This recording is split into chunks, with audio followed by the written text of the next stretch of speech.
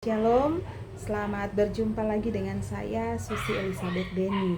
Di kesempatan ini saya akan menjelaskan tentang hubungan wahyu dan rasio dalam membentuk pengetahuan dalam pendidikan agama Kristen. Apakah wahyu dan rasio memiliki hubungan satu dengan yang lain dalam rangka menambah pengetahuan dalam pendidikan agama Kristen, ataukah antara wahyu dan rasio ada pertentangan untuk mendapatkan pengetahuan dalam pendidikan agama Kristen? Saya akan jelaskan di video ini. Yang pertama, wahyu. Wahyu merupakan penyingkapan atau pengetahuan yang langsung diberikan kepada Allah untuk umatnya.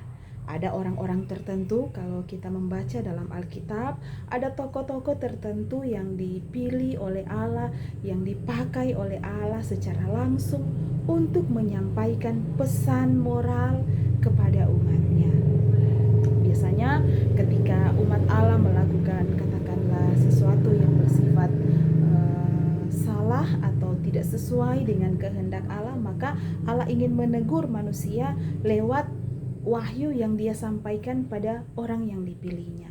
Jadi misalnya sesuatu pesan yang disampaikan kepada salah satu tokoh dalam Alkitab.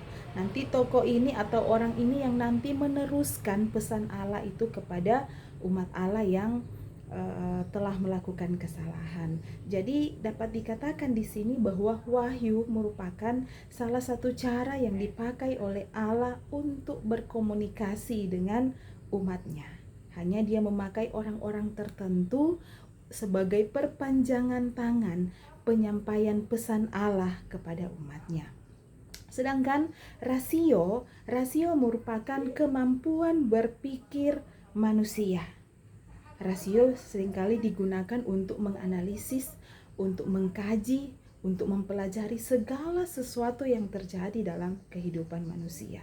Dalam konteks pendidikan agama Kristen, rasio seringkali dipakai untuk mempelajari lebih dalam lagi, untuk mengkaji, untuk menganalisis segala sesuatu kebenaran yang dipelajari dalam pendidikan agama Kristen. Sehingga di sini kita melihat bahwa antara rasio dengan wahyu, kedua-duanya itu saling melengkapi. Wahyu merupakan penyingkapan atau kebenaran ilahi yang seringkali dipelajari dalam pendidikan agama Kristen, sedangkan rasio merupakan kemampuan berpikir siswa atau seseorang untuk mengkaji kebenaran ilahi tersebut. Jadi rasio digunakan oleh para siswa untuk mempelajari lebih dalam lagi, untuk mengkaji lebih dalam lagi apa sebenarnya prinsip-prinsip atau segala sesuatu yang Tuhan inginkan yang kita pelajari dalam Alkitab, tapi juga yang dipelajari dalam pendidikan agama Kristen. Jadi keduanya saling melengkapi satu dengan yang lain. Tidak ada sesuatu yang dipertentangkan antara rasio dengan wahyu. Salah satu contoh antara keterhubungan rasio dengan wahyu, misalnya dalam pendidikan agama Kristen, misalnya penerapan nilai-nilai Kristiani dalam kehidupan para siswa. Penerapan nilai-nilai Kristiani itu berkaitan dengan segala sesuatu kebenaran atau wahyu yang dipelajari oleh para siswa melalui pendidikan agama Kristen, tentunya berdasarkan pada Alkitab.